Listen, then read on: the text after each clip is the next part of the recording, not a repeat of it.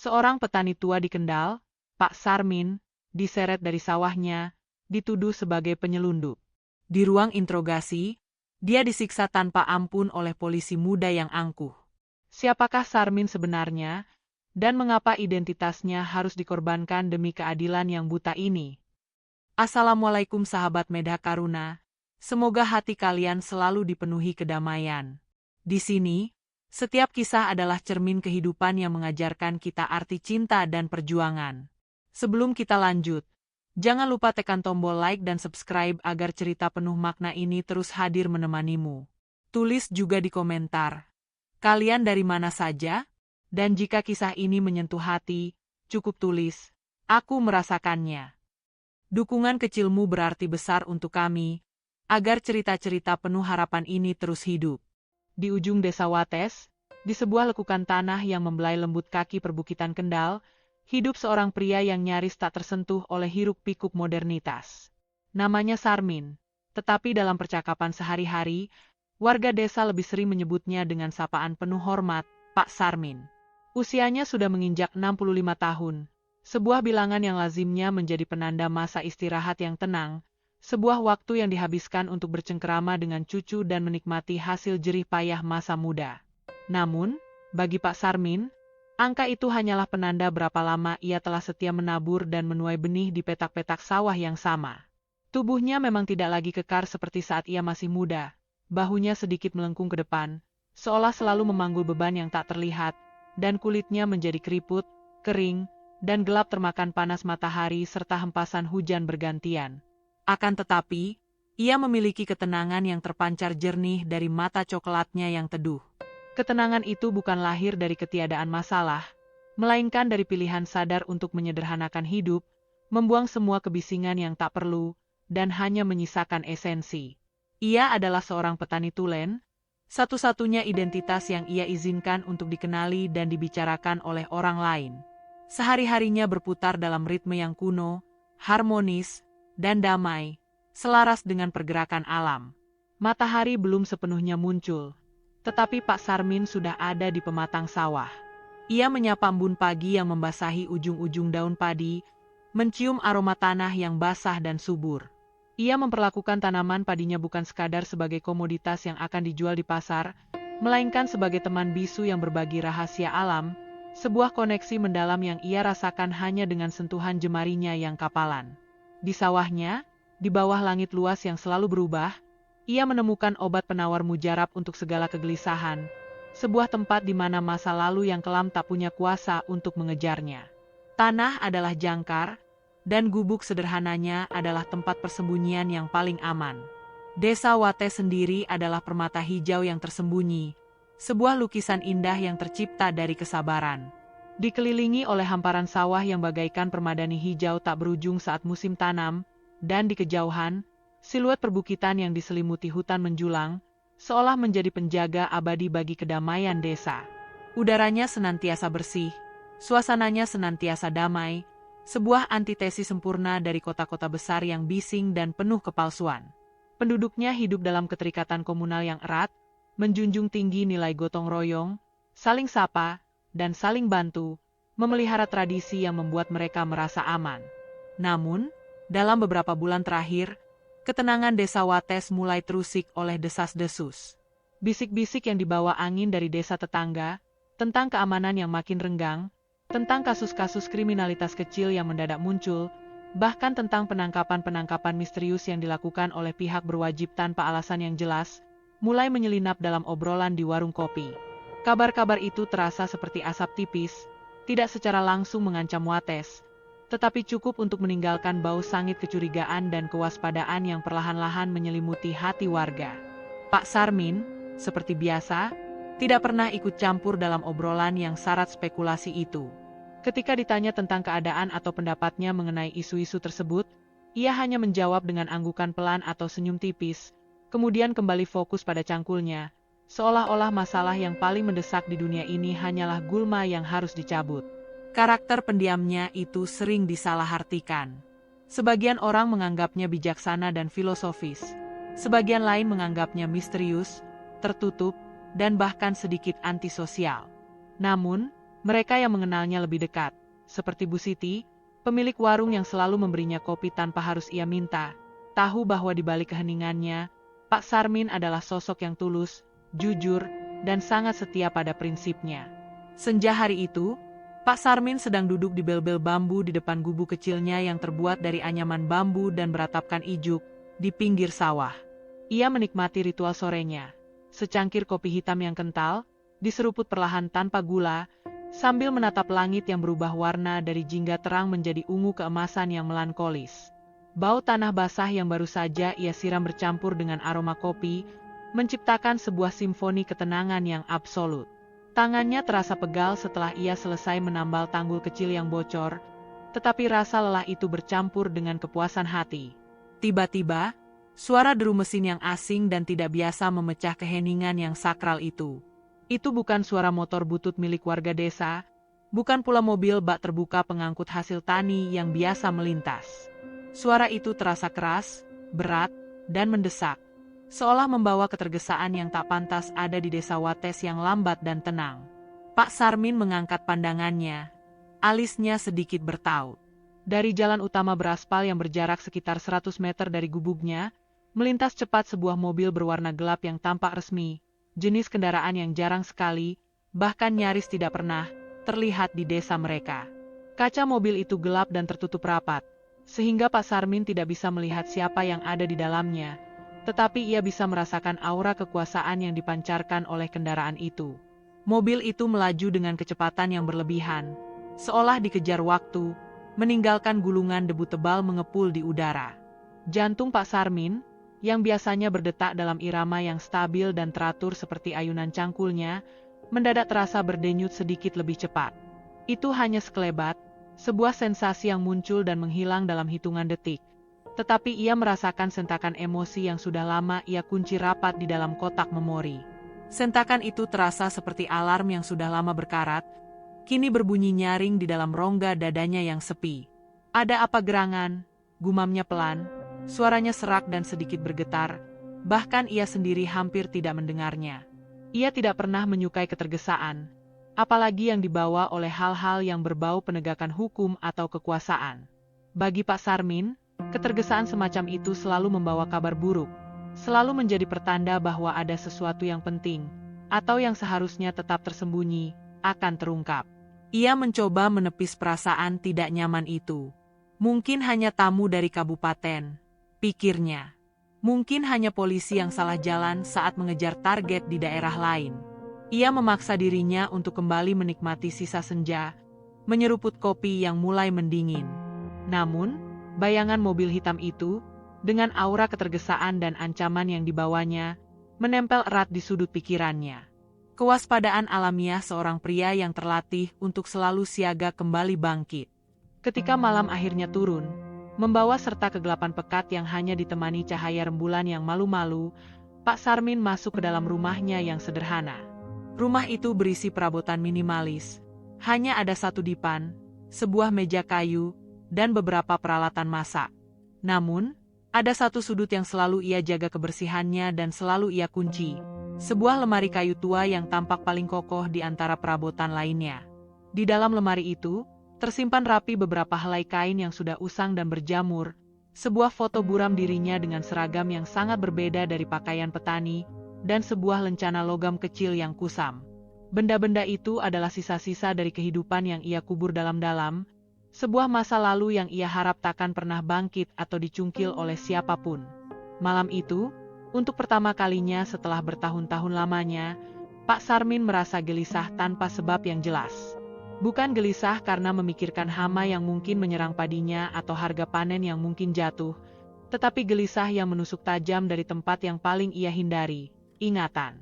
Ia tahu, dalam kesederhanaan dan keheningannya, ia telah membangun benteng yang kokoh untuk melindungi dirinya dari dunia luar, tetapi ia juga tahu, benteng itu dibangun di atas fondasi pasir yang rapuh. Dan mobil asing yang melintas cepat sore tadi, seolah menjadi ombak pertama yang datang untuk merobohkan benteng itu hingga ke akarnya. Ia tidur dengan hati yang sedikit tertekan, tak menyadari bahwa fajar yang akan menyambutnya esok hari akan membawa badai yang jauh lebih besar dan menghancurkan daripada sekadar hujan atau badai. Rasa kewaspadaan tua yang sudah lama mati, kini hidup kembali, berbisik memperingatkan bahaya yang nyata, yang telah tiba di depan pintu rumahnya. Fajar di desa Wates menjanjikan hari yang cerah. Udara pagi terasa segar dan dingin, membawa aroma khas embun dan daun basah. Pak Sarmin bangun lebih awal dari biasanya. Gelisah yang menyergapnya semalam, dipicu oleh sekelebat mobil asing, membuat tidurnya tidak nyenyak. Ia memaksa dirinya untuk kembali pada rutinitas, berharap kesibukan di pagi hari dapat mengusir bayangan ketidaknyamanan itu. Dengan sigap, ia mengenakan kemeja lusuh dan celana panjang yang warnanya sudah memudar. Ia mengambil cangkul dan mulai menyiram petak sayuran di pekarangan rumahnya. Gerakan tangannya terampil dan berirama, menyalurkan air dengan tepat ke akar-akar tanaman. Saat ia membungkuk, pikiran-pikiran yang mengganggu itu kembali datang. Ia merasakan ada sesuatu yang salah, sebuah anomali di tengah kesempurnaan harinya. Instingnya, sebuah kompas internal yang telah terasah oleh pengalaman pahit di masa lalu, memberinya peringatan. Saat matahari mulai naik, sinarnya yang hangat menyentuh punggung Pak Sarmin. Ia baru saja selesai menyiram, menegakkan tubuhnya, dan menikmati hembusan napas panjang. Tepat saat itu, di ujung jalan setapak menuju rumahnya, muncul sebuah mobil. Mobil yang sama persis dengan yang melintas tergesa-gesa kemarin sore. Bedanya, mobil itu kini melaju pelan, seolah sedang mengintai. Jantung Pak Sarmin langsung berdesir kencang, bukan karena ketakutan, melainkan karena keterkejutan yang menusuk. Ia berdiri mematung, cangkul masih tergenggam di tangannya yang kapalan. Ia memperhatikan mobil itu berhenti tepat di depan gerbang kayu rumahnya yang reot. Dari mobil itu, keluarlah 4 orang pria. 2 orang mengenakan seragam polisi lengkap yang terlihat baru dan kaku, menandakan mereka masih muda. Sementara 2 lainnya berpakaian preman, tetapi dengan potongan rambut cepak dan sorot mata yang tegas, tidak diragukan lagi mereka juga petugas. Yang paling menonjol adalah pria muda berseragam, tinggi, tegap, dengan wajah yang terlihat keras dan sinis. Ia melangkah maju dengan langkah tegap, tanpa permisi melewati gerbang, seolah rumah Pak Sarmin adalah properti umum. Di sebelahnya, seorang pria berpakaian preman yang lebih tua membawa sebuah map coklat. "Bapak Sarmin?" tanya pria berseragam itu dengan suara yang lantang dan tanpa basa-basi, memotong keheningan pagi.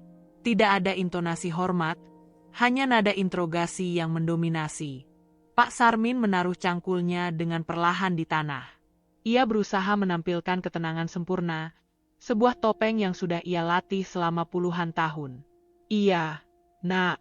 Saya Sarmin. Ada perlu apa pagi-pagi begini?" tanyanya balik dengan suara yang tenang dan serak, penuh sopan santun khas orang desa. Pria berseragam itu, yang kemudian kita ketahui sebagai Bribda Rijal, tertawa kecil, tawa yang tidak sampai ke matanya. Itu tawa ejekan.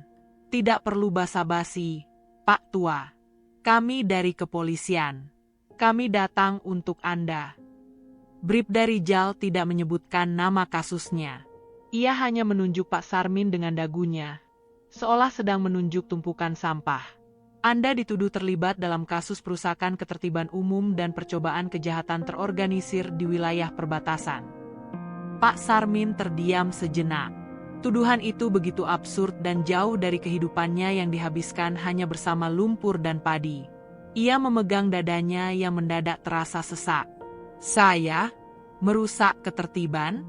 Nak, saya ini hanya petani. Sehari-hari saya hanya di sini, di sawah. Apa yang kalian bicarakan?" Pria berbaju preman yang lebih tua mendekat. Ia tampak sedikit lebih santun, namun matanya tetap dingin. "Kami hanya menjalankan tugas, Pak. Ada laporan dan beberapa bukti samar. Anda harus ikut kami ke kantor untuk memberikan keterangan lebih lanjut." Pria itu membuka map dan menunjukkan selembar kertas yang samar-samar, bukan surat perintah penangkapan yang sah, melainkan hanya surat panggilan yang tidak jelas. "Keterangan apa?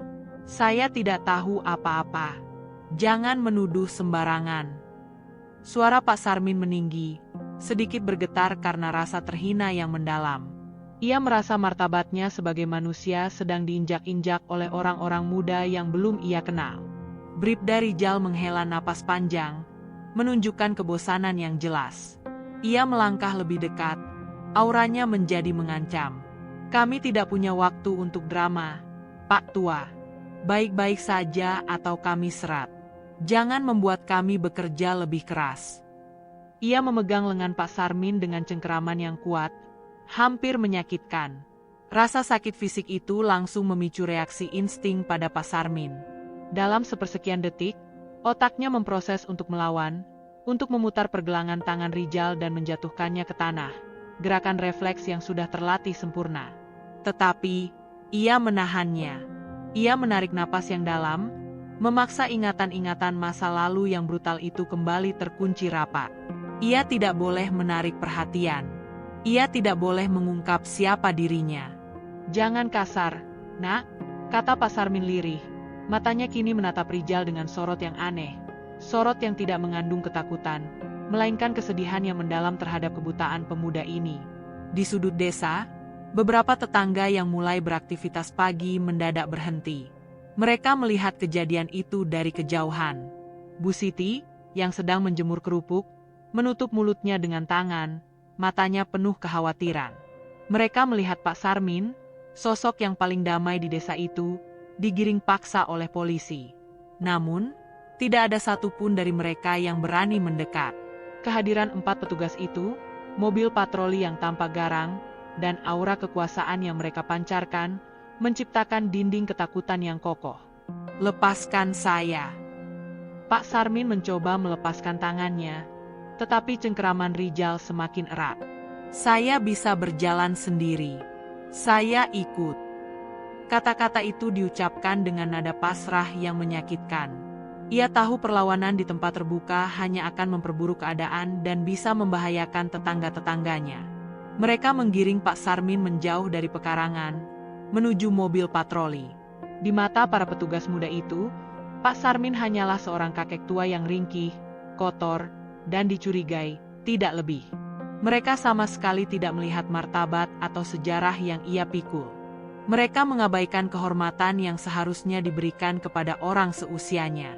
Saat ia didorong masuk ke kursi belakang mobil, Pak Sarmin menoleh ke belakang. Ia menatap pekarangannya, melihat tanaman-tanaman cabai yang baru ia siram, melihat cangkulnya yang tergeletak pasrah di tanah. Pemandangan itu terasa seperti perpisahan yang mendadak. Mobil itu kemudian berbalik, melaju meninggalkan debu dan kebingungan. Di desa Wates, hari yang seharusnya cerah mendadak diselimuti awan kelam. Para tetangga yang menonton hanya bisa berbisik, bingung, dan bertanya-tanya, apa yang sebenarnya dilakukan Pak Sarmin. Tak satu pun dari mereka tahu bahwa penangkapan yang salah dan sembarangan ini bukan hanya menyeret seorang petani tua, tetapi juga telah menarik keluar sesosok bayangan dari peti mati masa lalu yang terkunci rapat. Pak Sarmin kini tidak hanya berjuang untuk kebebasannya, tetapi untuk menemukan alasan mengapa ketenangan yang ia bangun selama puluhan tahun harus hancur oleh keangkuhan dan kesalahpahaman. Ia merasakan perih di pergelangan tangannya, perih yang jauh lebih ringan dibanding luka di hatinya karena telah diperlakukan layaknya seorang penjahat jalanan. Kantor polisi itu berada di pusat kota kabupaten, berjarak lebih dari 30 km dari desa Wates. Sepanjang perjalanan di kursi belakang mobil patroli yang sempit, Pak Sarmin memilih diam. Ia menatap keluar jendela, menyaksikan petak-petak sawah hijau dan perbukitan yang perlahan berganti menjadi bangunan beton dan lalu lintas yang bising.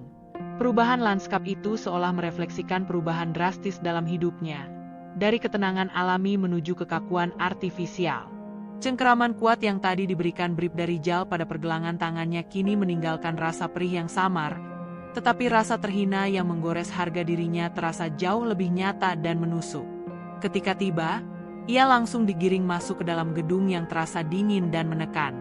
Bau antiseptik bercampur debu dan aroma kecurigaan yang tebal seolah menjadi udara yang harus ia hirup. Pak Sarmin dibawa menuju sebuah ruangan kecil tanpa jendela, yang hanya diterangi oleh lampu neon yang berkedip-kedip, memancarkan cahaya putih yang pucat dan menyiksa. Ruangan itu disebut ruang interogasi, tetapi bagi Pak Sarmin, rasanya lebih seperti bilik penghakiman yang sudah diputuskan hasilnya. Di dalam ruangan itu, sudah menunggu 2 orang. Yang pertama adalah Bribda Rijal, Pemuda yang menangkapnya di pagi hari, kini duduk tegak di balik meja kayu tua dengan ekspresi wajah yang datar dan dominan.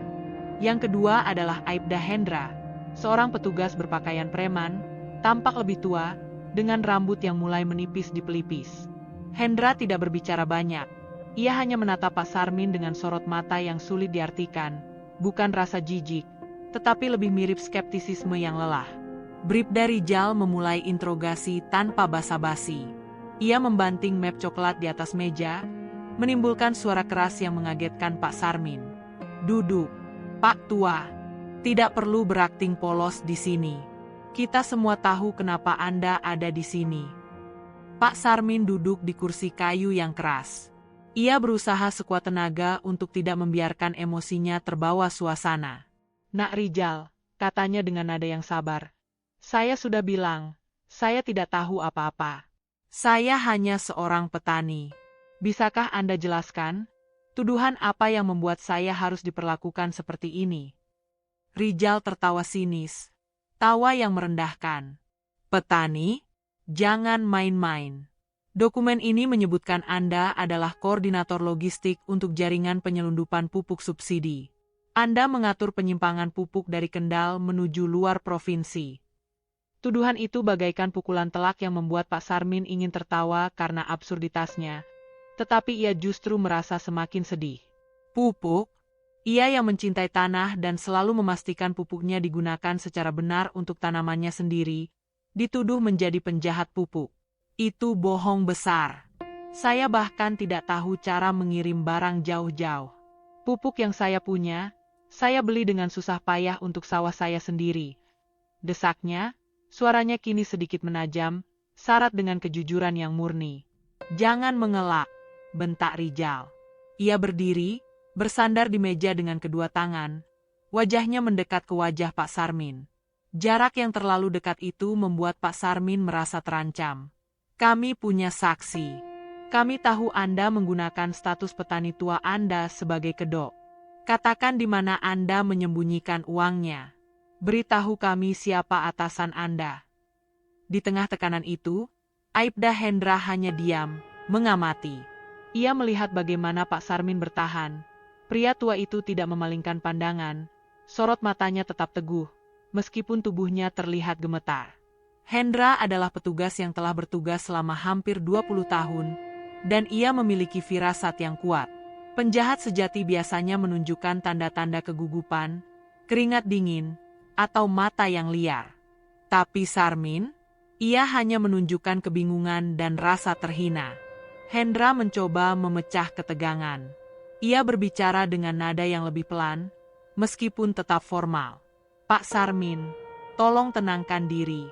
Jika Anda memang tidak bersalah, bekerja sama dengan kami. Jelaskan semua kegiatan Anda dalam 3 bulan terakhir. Ceritakan secara rinci, jangan sampai ada yang terlewat." Mendapat celah untuk bicara tanpa dibentak, Pak Sarmin menarik napas lega. Ia mulai bercerita. Ia menjelaskan hari-harinya yang monoton. Bangun subuh, salat, menyiram, mencangkul, membeli kebutuhan di warung Bu Siti, kembali ke rumah saat gelap. Ia menyebutkan tanggal-tanggal penting, kapan ia menanam, kapan ia memanen. Ceritanya runtut dan konsisten. Sebuah kronologi yang hanya bisa disusun oleh seseorang yang benar-benar menjalani hidup sederhana tanpa rahasia besar. Namun, Bribda Rijal tidak percaya. Ia melihat kejujuran itu sebagai kebohongan yang dipersiapkan dengan matang. "Cukup. Cerita Anda membosankan dan terlalu sempurna. Anda pikir kami anak kecil? Semua orang tahu penjahat tua adalah yang paling licik." Rijal kembali mengambil alih, menunjuk Pak Sarmin dengan pensilnya. "Kami akan menahan Anda. Anda akan kami tempatkan di sel isolasi sampai Anda mau membuka mulut. Itu aturan mainnya." Pak Sarmin hanya bisa menunduk. Ia tahu ini adalah bentuk penyiksaan psikologis. Ia merasa kelelahan, bukan karena interogasinya, melainkan karena keharusan untuk membuktikan sesuatu yang seharusnya tidak perlu ia buktikan, bahwa ia adalah orang baik. Di saat ia digiring keluar, ia sempat melihat Aibda Hendra. Sorot mata Hendra saat itu tidak menunjukkan keyakinan, tetapi justru keraguan yang besar. Saat pintu sel besi yang dingin tertutup di belakangnya, suara kunci yang berdentang memantul di koridor sepi. Pak Sarmin kini sendirian, terkunci dalam kegelapan dan tuduhan yang tidak adil. Ia melihat ke sekeliling, dinding sel itu kusam dan lembab. Rasa sakit hati karena diperlakukan kasar dan rasa ketidakberdayaan karena tidak bisa membela diri menumpuk menjadi beban yang berat. Petugas muda itu, Rijal, telah berhasil menghancurkan kedamaiannya hanya dalam waktu beberapa jam. Pak Sarmin bersandar di dinding, memejamkan mata. Ia bukan takut pada sel ini, ia takut bahwa ia mungkin harus mengaktifkan kembali jati dirinya yang lama, jati diri yang ia kubur dalam-dalam, hanya demi membuktikan bahwa ia bukanlah penjahat. Dan itu adalah hal yang paling ia hindari selama ini. Ruang interogasi itu mungkin dingin, tetapi ancaman yang tersimpan dalam hati Pak Sarmin jauh lebih panas dan berbahaya. Di tengah keriuhan kantor, Aibda Hendra duduk di mejanya. Pikirannya tidak fokus pada tumpukan berkas yang menantinya. Sel isolasi yang mengunci Pak Sarmin mungkin berada di sudut yang jauh, tetapi sosok pria tua itu terasa menghantui meja kerjanya. Hendra mengeluarkan sebatang rokok, menyalakannya, dan mengembuskan asap perlahan, mencoba menjernihkan keraguan yang bersemayam dalam benaknya sejak interogasi tadi. Sudah 20 tahun Hendra melayani di kesatuan ini, dan ia telah melihat berbagai macam wajah kriminalitas, dari pencuri ayam yang ketakutan setengah mati hingga bandar besar yang angkuh. Namun, ketenangan yang diperlihatkan Pak Sarmin, yang bercampur dengan rasa sakit hati yang tulus, membuatnya merasa tidak nyaman. Jika Sarmin adalah pelaku kejahatan terorganisir, ia seharusnya menunjukkan kecerdasan licik, atau setidaknya, kepanikan yang terstruktur. Sarmin hanya menunjukkan kebingungan yang murni, seperti anak kecil yang dituduh melakukan kesalahan yang tidak ia mengerti. Ia mengambil berkas tipis tentang Pak Sarmin. Isinya sungguh minim. Nama, alamat Desa Wates, usia 65 tahun, pekerjaan, petani, riwayat kriminal, nihil. Hendra membolak-balik lembaran itu, mencari benang merah yang menghubungkan kakek sederhana ini dengan jaringan penyelundupan pupuk besar. Hasilnya nihil. Kasus ini, menurut sumbernya, didasarkan pada kesamaan nama dan alamat desa yang kebetulan berdekatan dengan jalur distribusi yang dicurigai. Sebuah kesalahan administrasi yang terlalu dangkal untuk mengorbankan martabat seorang pria tua. Saksi samar, bukti tidak ada, hanya kesamaan nama. Gumam Hendra pada dirinya sendiri, menyadari betapa rapuhnya kasus ini. Ia tahu Bribda Rijal hanya ingin cepat menuntaskan kasus, membenarkan penangkapan, dan mendapatkan pujian. Cara Rijal memperlakukan Sarmin tadi pagi terasa mencoreng etika kepolisian yang Hendra yakini. Ia lantas mengambil inisiatif yang berisiko. Ia memanggil petugas administrasi dan meminta semua catatan sejarah kependudukan dan keamanan Desa Wates yang tersedia, terutama yang mencakup periode 30 tahun terakhir. Tindakan ini sedikit melanggar prosedur. Ia seharusnya hanya fokus pada kasus pupuk. Tetapi, Hendra didorong oleh rasa kewajiban moral yang lebih besar. Ia merasa harus tahu siapa sebenarnya orang yang mereka kurung ini, sebelum Rijal melakukan tindakan yang lebih jauh dan menyesatkan. Tumpukan arsip lama itu dibawa ke mejanya. Debunya tebal, kertasnya menguning dan rapuh. Hendra mulai menyelami lembaran-lembaran yang baunya seperti masa lalu. Ia membaca daftar nama, insiden kecil, hingga laporan keamanan yang lebih besar.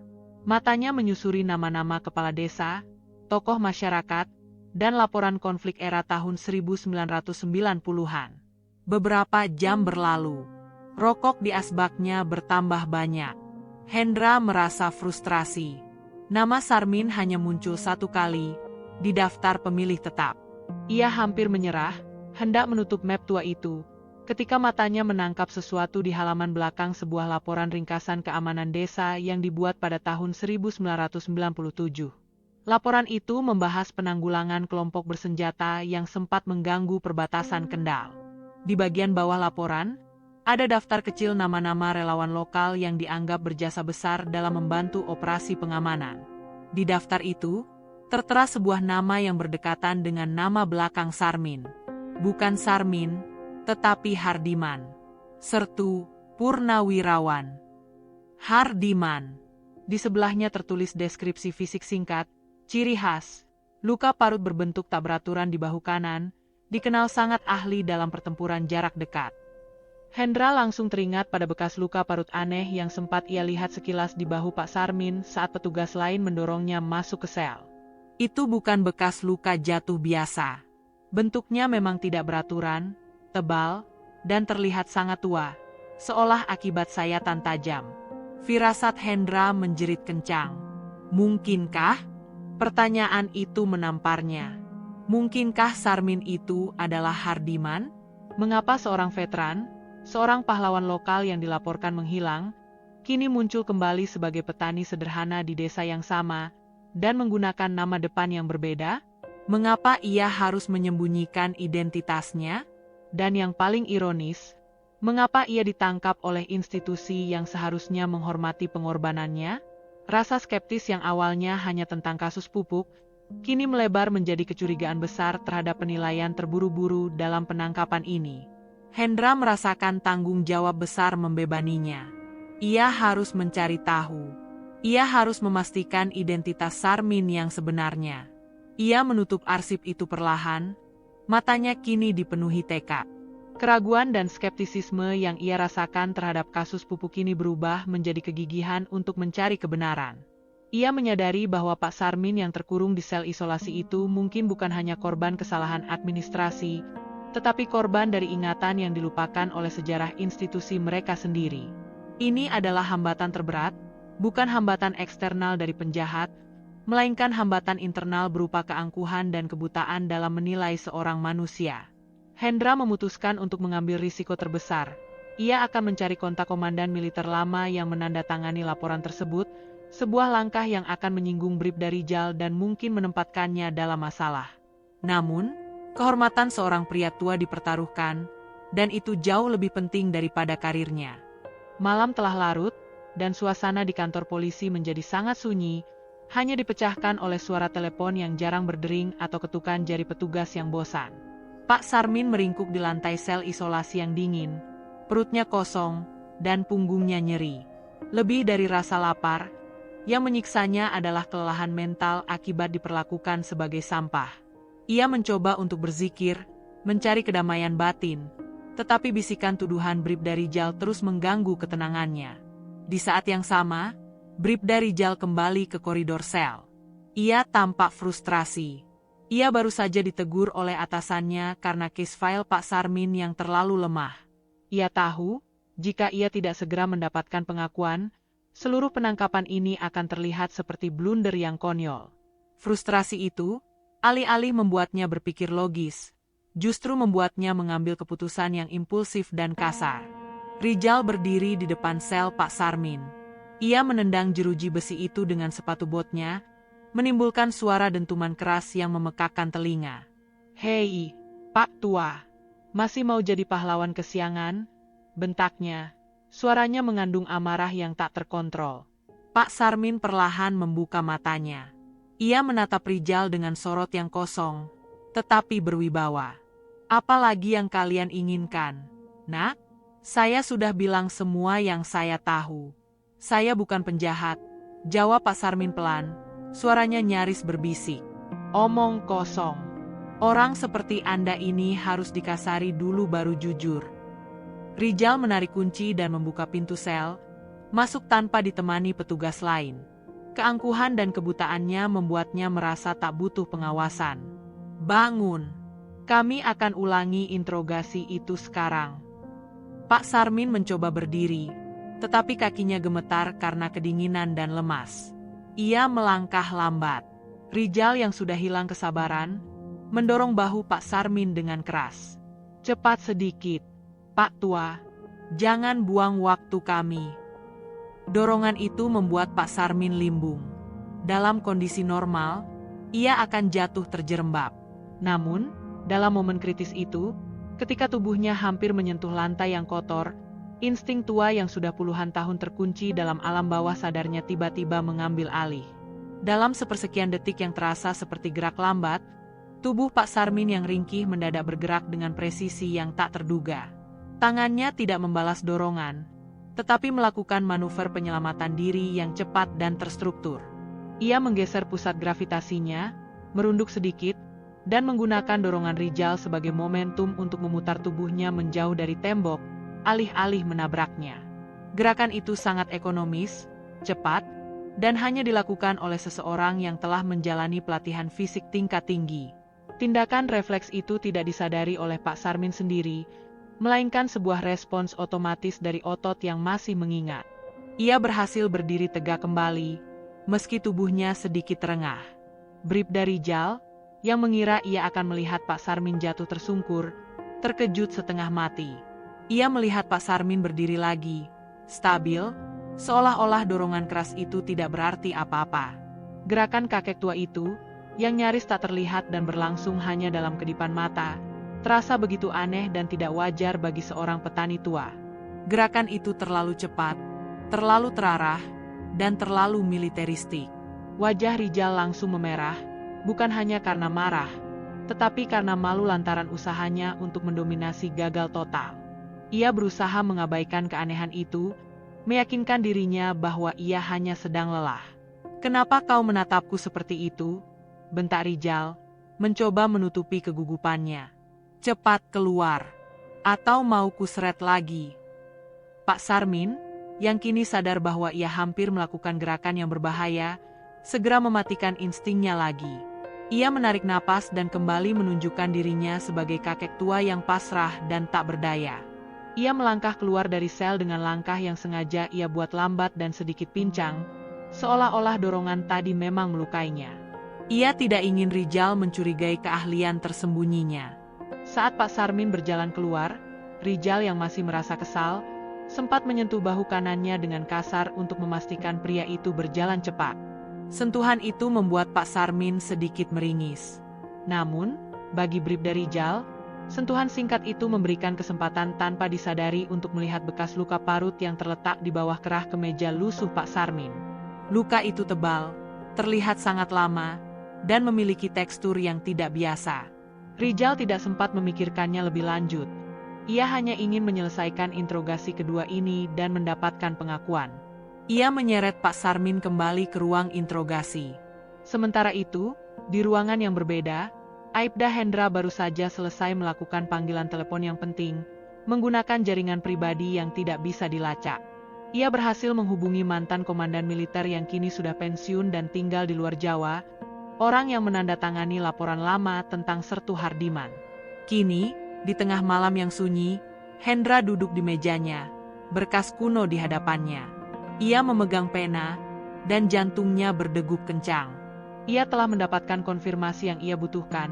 Hardiman memang memiliki luka parut aneh di bahu kanan, tepat di lokasi yang ia lihat sekilas pada diri Pak Sarmin. Hendra mengepalkan tangannya di meja. Konflik batinnya memuncak. Di satu sisi, ia punya petugas muda yang sedang menyiksa seorang petani karena ingin cepat naik pangkat.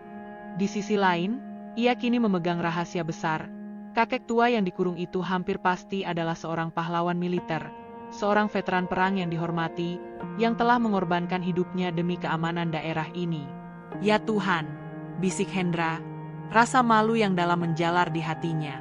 "Kita telah menghina seorang pahlawan. Ia harus bertindak." Tindakan Rijal yang kasar tadi malam hanya mempercepat tekad Hendra. Ia harus menghentikan Rijal sebelum kehormatan Hardiman dan kehormatan institusi hancur berkeping-keping. Ia tidak akan menunggu fajar. Malam ini juga, kebenaran itu harus terungkap. Udara malam yang dingin di kantor polisi terasa mencekam, sebuah selimut tipis yang menutupi ketegangan yang membara di bawahnya.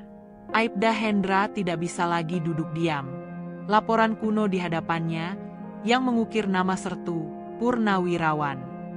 Hardiman lengkap dengan deskripsi luka parut yang aneh, seolah berteriak kebenaran. Ia tahu, di ruangan interogasi yang sama, Bribda Rijal sedang memaksa dan menyiksa seorang pria tua yang kemungkinan besar adalah pahlawan yang terlupakan, seorang veteran yang memilih menanggalkan seragamnya demi kedamaian pribadi. Hendra bangkit, bergerak cepat menuju ruang interogasi. Rasa cemas dan marah yang terpendam bercampur menjadi satu. Ia harus menghentikan Rijal sebelum terjadi kekerasan yang lebih jauh dan tidak termaafkan. Tepat sebelum ia mencapai pintu, ia mendengar suara gaduh dari dalam, diikuti oleh bentakan keras Bribda Rijal, disusul oleh suara desahan lelah dari Pak Sarmin. Hendra langsung membuka pintu tanpa mengetuk. Di dalam, suasananya kacau. Pak Sarmin berdiri di sudut ruangan, tampak lemas dan wajahnya pucat. Rijal sedang memegang bahu Pak Sarmin dengan cengkraman kasar, mendorong pria tua itu ke dinding. Gerakan Rijal yang impulsif dan penuh amarah membuat kemeja lusuh Pak Sarmin sedikit tersingkap di bahu kanannya. Dalam sepersekian detik yang kritis itu, cahaya lampu neon yang berkedip-kedip menyinari area yang terbuka itu, dan Hendra melihatnya. Itu bukan sekadar luka.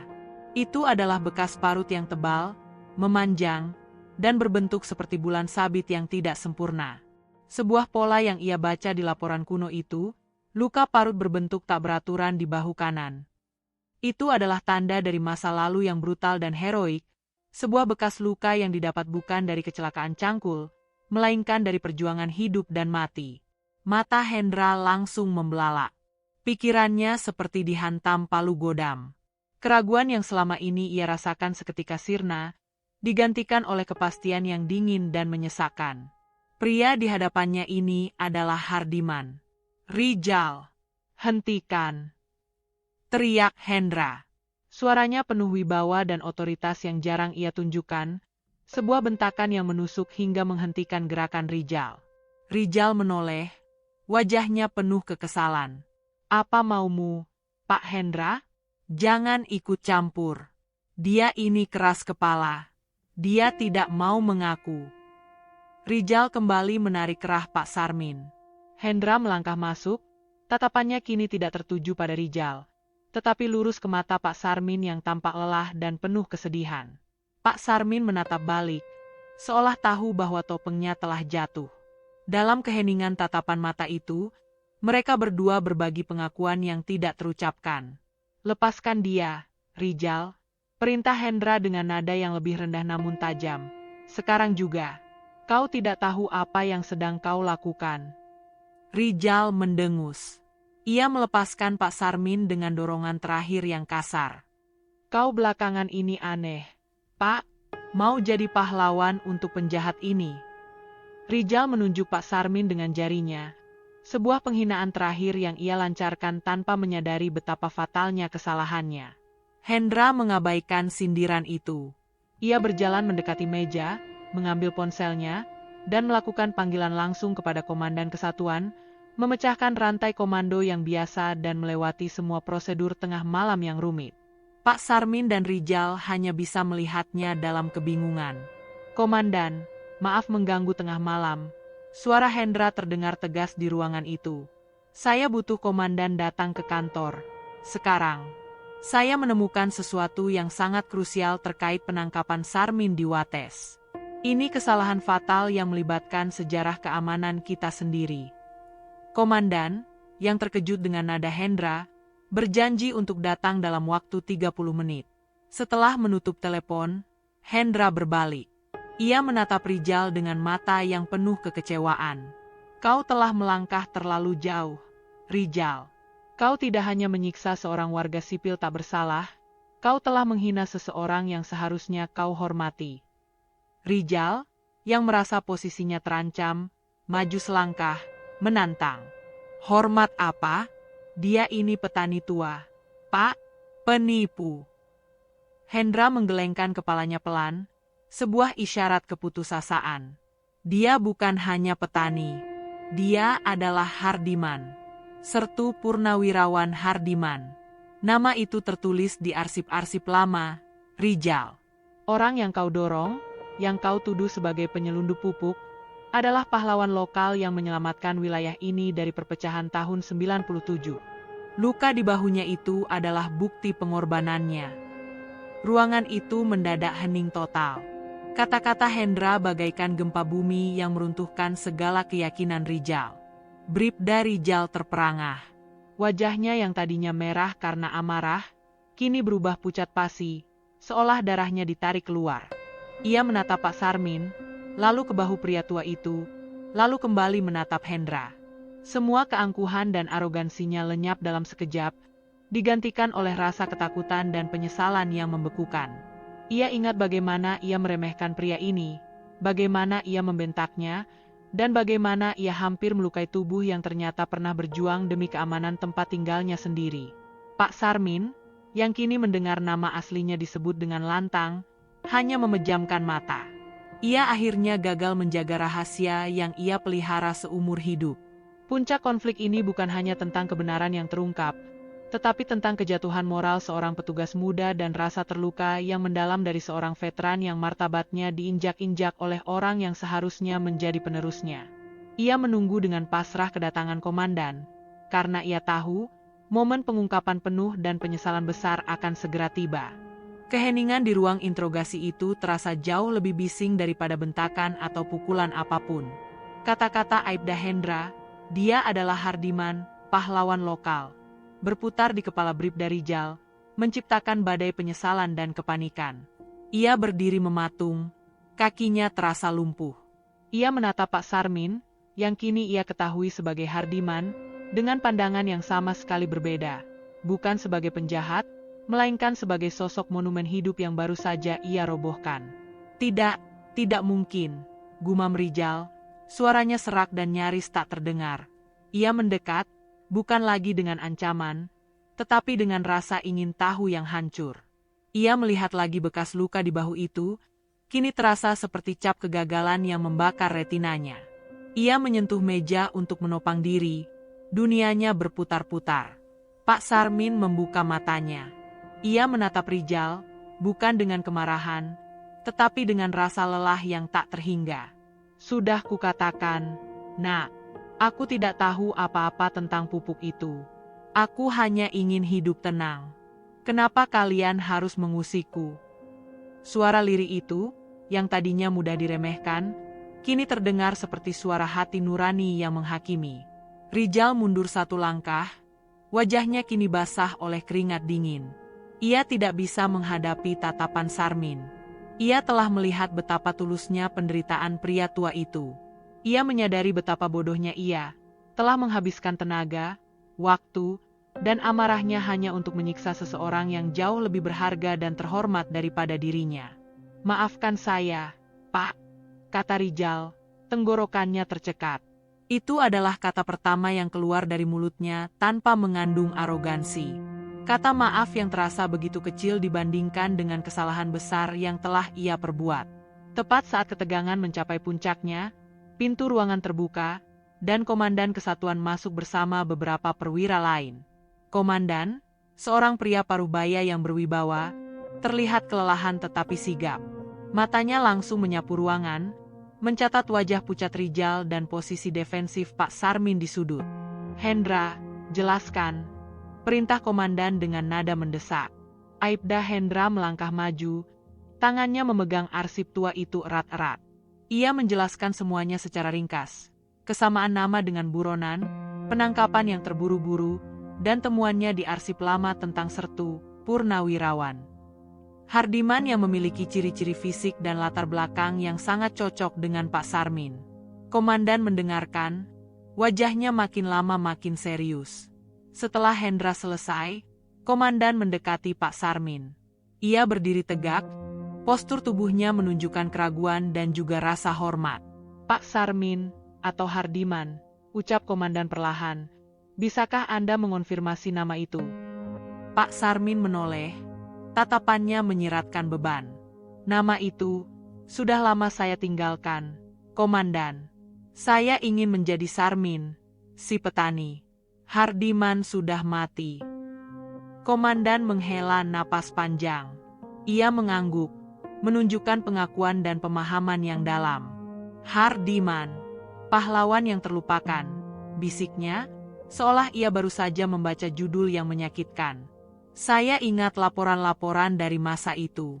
Anda adalah orang yang berjasa besar dalam menstabilkan perbatasan. Setelah semua yang Anda lakukan untuk wilayah ini, saya sungguh tidak percaya harus bertemu dengan Anda dalam situasi yang memalukan ini. Komandan kemudian melakukan hal yang tidak terduga. Ia menegakkan tubuhnya, melangkah maju ke hadapan Pak Sarmin, dan dengan suara yang tegas dan bergetar, ia memberikan hormat militer. Sebuah salam pengakuan dan penghargaan yang tulus kepada pria tua yang kini hanya mengenakan kemeja lusuh dan celana petani. Atas nama institusi ini, dan atas nama seluruh warga di wilayah Kendal yang kini menikmati kedamaian berkat pengorbanan Anda, saya memohon maaf yang sebesar-besarnya, Pak Hardiman, kata komandan, suaranya hampir pecah karena emosi. Kami telah memperlakukan Anda dengan tidak terhormat. Kami telah menuduh dan menyakiti seorang pahlawan. Kesalahan ini sepenuhnya ada pada kami, pada penilaian yang terburu-buru.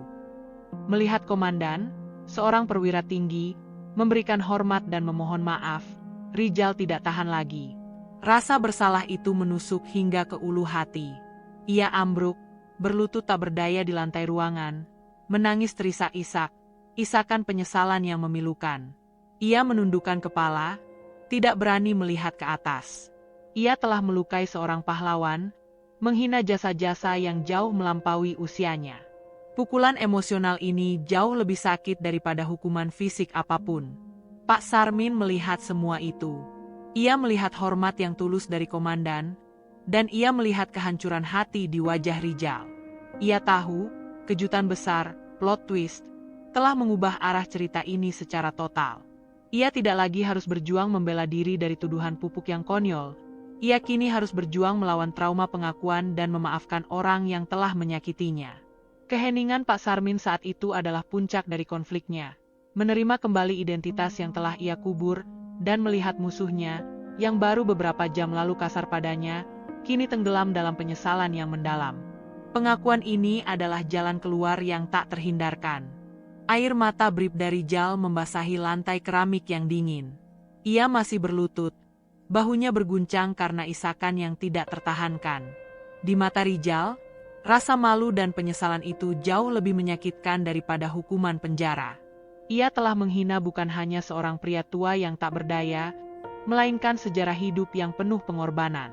Tubuh ringkih yang ia dorong, ia bentak, dan ia tuduh sembarangan, ternyata adalah tubuh seorang pahlawan sejati yang pernah menjaga tanah tempat ia berdiri saat ini. Komandan, setelah memberikan hormatnya, segera memerintahkan 2 perwira lain untuk mengambilkan air hangat dan selimut untuk Pak Sarmin. Ia tidak lagi melihat Sarmin sebagai tahanan, melainkan sebagai tamu kehormatan yang terluka. Ia berbalik, menatap Rijal dengan sorot mata yang tegas, tetapi tidak sepenuhnya menghakimi. Rijal, panggil komandan, suaranya berat. Bangun, lihatlah beliau. Rijal perlahan mengangkat wajahnya yang sembab. Mata merahnya bertemu dengan tatapan lembut Pak Sarmin. Tatapan itu bukan tatapan dendam, melainkan tatapan kasihan, sebuah reaksi yang justru melukai Rijal lebih dalam. Nak Rijal, ujar Pak Sarmin, suaranya serak namun menenangkan. Aku tahu kau hanya menjalankan tugas. Kau melihat kakek tua yang mudah dicurigai. Kesalahanmu bukan pada tugasmu, nak, tapi pada caramu menghargai martabat orang lain. Kau menilai buku dari sampulnya yang usang. Kata-kata Pak Sarmin, yang penuh dengan kebijaksanaan dan tanpa amarah, menghancurkan pertahanan terakhir Rijal. Ia merangkak maju, mendekati kaki Pak Sarmin. Ia memegang pergelangan tangan pria tua itu, pergelangan tangan yang masih sedikit merah akibat cengkeramannya pagi tadi. Pak Hardiman, maafkan saya. Saya sungguh buta. Saya sombong, isak Rijal. Saya melihat Anda sebagai sasaran, sebagai target untuk cepat naik pangkat. Saya tidak melihat manusia di hadapan saya. Saya menghina jasa Anda. Maafkan saya. Tangan Pak Sarmin yang keriput perlahan terangkat, dan ia meletakkannya di kepala Rijal. Gerakan itu adalah gerakan pengampunan yang tulus, sebuah gestur kelembutan yang kontras dengan kekerasan yang ia terima. Sudah, nak, kata Pak Sarmin lembut. Aku memaafkanmu. Mungkin ini takdirku, harus mengingatkan kalian bahwa pahlawan itu tidak selalu datang dengan seragam baru dan lencana berkilauan. Kadang, dia hanya datang dengan caping dan cangkul. Komandan menoleh kepada Aibda Hendra, sebuah anggukan penuh terima kasih. Hendra telah menyelamatkan kehormatan mereka. Ia lalu memerintahkan petugas lain untuk segera menyiapkan surat pembebasan resmi dan permohonan maaf tertulis dari institusi.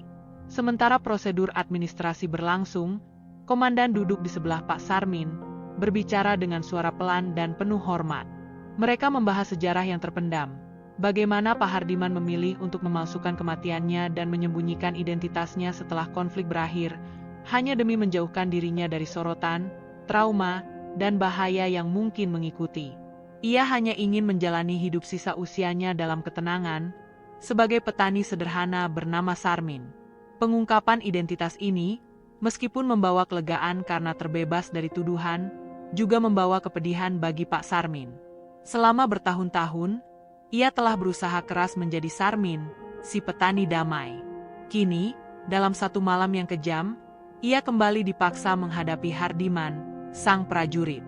Di sisi lain ruangan, Rijal masih terisak, tetapi kini ia bangkit. Ia mengambil botol air dan gelas, menuangkannya, dan membawanya kepada Pak Sarmin dengan tangan gemetar. Ia tidak berani menawarkan kata-kata lagi, hanya gestur pelayanan yang tulus. "Minumlah, Pak," ucap Rijal lirih. Pak Sarmin menerima gelas itu, tatapannya menyiratkan penerimaan. Ia minum perlahan. Tindakan Rijal itu adalah jalan keluar emosional baginya, kesempatan untuk menebus kesalahannya tanpa disuruh. Pesan moral dari puncak konflik ini mulai terbentuk di benak setiap petugas yang menyaksikan. Betapa mudahnya kita kehilangan kemanusiaan saat diselimuti arogansi kekuasaan, dan betapa berharganya kejujuran dan kehormatan, bahkan ketika ia disembunyikan di balik penampilan yang paling sederhana. Malam itu, di ruang interogasi, sebuah kesalahan besar telah terungkap menjadi pelajaran berharga yang akan dikenang institusi tersebut selamanya. Hardiman telah dilepaskan, bukan karena tidak terbukti bersalah, tetapi karena ia adalah pahlawan yang seharusnya dihormati, bukan dihakimi.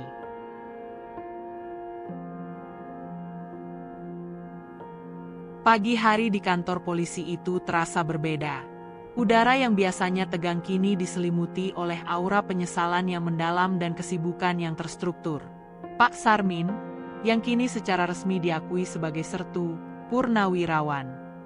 Hardiman, duduk di ruang tunggu komandan, bukan lagi di sel isolasi. Ia telah membersihkan diri, mengenakan pakaian bersih yang dipinjamkan oleh petugas, dan ia menghabiskan waktu dengan menyesap teh manis yang hangat, sebuah kontras yang tajam dengan penderitaan malam sebelumnya. Komandan sendiri yang menyerahkan surat resmi pembebasan dan sebuah surat permintaan maaf institusi yang dibubuhi stempel resmi. Dokumen itu bukan sekadar formalitas. Itu adalah pengakuan tertulis atas kesalahan fatal dan penghinaan terhadap seorang veteran. Pak Sarmin menerima surat itu, bukan dengan kepuasan, tetapi dengan kelegaan yang dingin. Kehormatan resminya telah dipulihkan, tetapi luka batinnya akan membutuhkan waktu lebih lama untuk sembuh. Dampak dari pengungkapan identitas ini menyebar dengan cepat di kalangan internal. Komandan memastikan bahwa seluruh anggota kesatuan, terutama yang terlibat dalam penangkapan, harus memahami esensi dari kesalahan yang terjadi. Kasus pupuk yang menjadi dalih penangkapan segera ditarik, diklasifikasikan sebagai kekeliruan data yang memalukan. Institusi tersebut kini fokus pada bagaimana mereka dapat menebus kesalahan kepada Hardiman, sang pahlawan desa. Bribda Rijal, yang semalaman tidak tidur, mengajukan diri untuk mengantar Pak Sarmin kembali ke desa Wates. Permintaan ini disetujui komandan, bukan sebagai hukuman, melainkan sebagai bentuk penebusan dosa yang harus ia lalui secara personal. Hendra, yang menjadi kunci pengungkapan kebenaran, menatap Rijal dengan campuran harapan dan simpati. Perjalanan kembali ke Wates terasa sangat berbeda. Jika kemarin Pak Sarmin dibawa dengan cengkraman kasar dan tuduhan yang sinis, kini ia duduk di kursi depan mobil, diperlakukan dengan rasa hormat yang mutlak.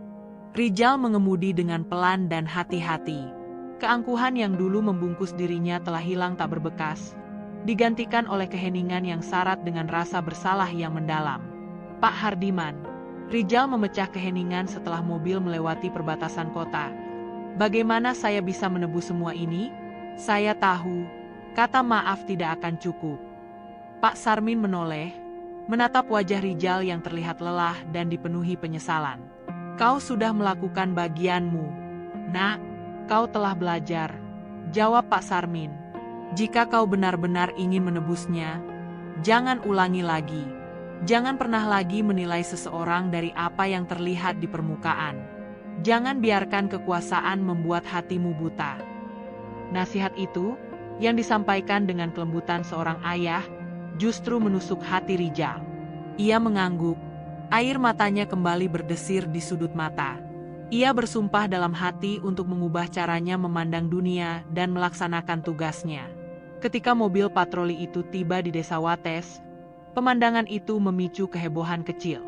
Para tetangga yang pagi kemarin menyaksikan Pak Sarmin diseret pergi, kini melihatnya kembali dengan cara yang sangat berbeda. Mereka melihat mobil polisi berhenti dengan hormat, dan Rijal membuka pintu Pak Sarmin dengan penuh tata krama. Pak Sarmin melangkah keluar, wajahnya kembali tenang, meskipun terlihat sedikit lebih lelah. Bu Siti, tetangga terdekat, segera mendekat dengan mata berkaca-kaca. Pak Sarmin, Bapak tidak apa-apa? Apa yang terjadi? Rijal, sebelum Pak Sarmin sempat menjawab, melangkah maju. Ini adalah bagian terberat dari penebusan dosanya, mengakui kesalahan di depan publik. Ibu-ibu dan bapak-bapak, kata Rijal dengan suara yang jelas. Kami, dari kepolisian, ingin memohon maaf yang sebesar-besarnya kepada Bapak Sarmin. Terjadi kesalahan besar. Bapak Sarmin sama sekali tidak bersalah dan justru telah kami perlakukan dengan tidak pantas. Kami mohon maaf atas kekeliruan ini. Pengakuan terbuka ini membungkam bisik-bisik warga. Mereka tidak hanya melihat Sarmin kembali, tetapi juga melihat sebuah institusi mengakui kesalahannya secara langsung. Rasa hormat warga terhadap Pak Sarmin, yang tadinya hanya didasarkan pada kesederhanaannya, kini berlipat ganda karena mereka tahu bahwa ia adalah korban ketidakadilan yang kini telah menang. Pak Sarmin akhirnya berdiri di depan rumahnya lagi. Ia menatap kebun sayur dan cangkulnya yang tergeletak. Ada rasa syukur yang besar di hatinya. Dampak dari tragedi ini adalah pemulihan reputasi dan martabat yang utuh di mata desa dan juga institusi. Namun, ia tahu, ada satu hal yang telah berubah secara permanen. Kini, ada beberapa orang yang tahu siapa sebenarnya Hardiman itu. Ia tidak lagi bisa bersembunyi sepenuhnya. Meskipun demikian, ia telah mendapatkan lebih banyak daripada yang ia hilangkan. Ia mendapatkan pengakuan dan kesempatan untuk mengajarkan pelajaran berharga. Ia membiarkan Rijal berdiri di sana, menyaksikan pemulihannya, karena ia tahu, proses penebusan dosa Rijal baru saja dimulai. Beberapa bulan telah berlalu sejak insiden penangkapan yang menghebohkan itu. Desa Wates kembali diselimuti ketenangan yang damai. Musim panen telah tiba, dan petak sawah milik Pak Sarmin kini menguning keemasan, memancarkan aroma hasil bumi yang melimpah. Walaupun identitas aslinya sebagai Sertu Purnawirawan, Hardiman telah diketahui beberapa pihak, ia tetap memilih hidup sebagai Sarmin, si petani. Bedanya, kini ia menjalani kehidupan dengan martabat yang utuh, bukan lagi sebagai pria yang bersembunyi. Kisah penangkapannya yang salah dan pengakuan heroiknya menjadi legenda lokal yang diceritakan dengan bisikan penuh rasa hormat. Para tetangga kini tidak hanya menyayangi Sarmin karena ketulusannya, tetapi juga memandangnya dengan rasa kagum yang mendalam, menghargai pengorbanan masa lalunya. Di balik semua pemulihan ini, ada satu wajah yang tak pernah absen, Bribda Rijal. Sesuai dengan janji penebusan dosanya, dan dengan persetujuan komandan, Rijal sering datang ke desa Wates. Ia datang bukan lagi dengan seragam resmi yang kaku, melainkan dengan kaos usang dan celana belel. Ia datang bukan sebagai penegak hukum, melainkan sebagai murid yang siap belajar. Ia membantu Pak Sarmin di sawah, memanggul hasil panen, memperbaiki tanggul, dan mencangkul tanah yang keras. Pada awalnya, kehadirannya canggung dan dipenuhi rasa bersalah. Tetapi, Pak Sarmin tidak pernah menghakiminya. Ia mengajari Rijal bagaimana merasakan tanah, bagaimana memahami ritme alam, dan bagaimana kesabaran adalah kunci segala sesuatu. Dalam diamnya, Pak Sarmin memberikan pelajaran paling berharga yang tak pernah Rijal dapatkan di Akademi Kepolisian. Pelajaran tentang kerendahan hati dan empati. Sore itu, di gubuk kecil pinggir sawah, mereka duduk berdampingan menikmati secangkir kopi hitam. Rijal kini tampak berbeda. Sorot matanya yang dulu sinis dan angkuh, kini berganti menjadi tenang dan penuh pertimbangan. Saya belajar banyak dari Bapak, ujar Rijal tulus, menatap Pak Sarmin. Saya akhirnya mengerti bahwa tugas kami bukan hanya mencari kejahatan yang besar, tapi juga menjaga kehormatan setiap orang, terutama mereka yang tampak kecil dan tak berdaya. Pak Sarmin tersenyum, senyum yang mencapai mata tuanya. Kekuasaan itu seperti air. Nak, jika kau biarkan mengalir, ia akan menyuburkan. Tapi jika kau tampung terlalu banyak, ia akan merusak dan membusuk. Katanya, mengandung pesan mendalam yang tak terucapkan. Kemudian, Pak Sarmin bangkit. Ia berjalan ke pekarangannya, ke petak kecil tempat ia menanam cabai. Ia mengambil sebuah pot tanah liat kecil, yang berisi beberapa biji benih dari tanaman cabai yang paling subur dan pedas. Ia kembali dan menyerahkan pot itu kepada Rijal. Ini, ambillah, kata Pak Sarmin. Tanam di rumahmu. Rawat dengan sabar.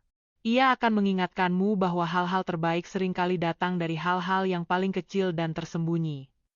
Rijal menerima pot itu dengan kedua tangan, merasakan kehangatan tanah dan simbolisme di baliknya.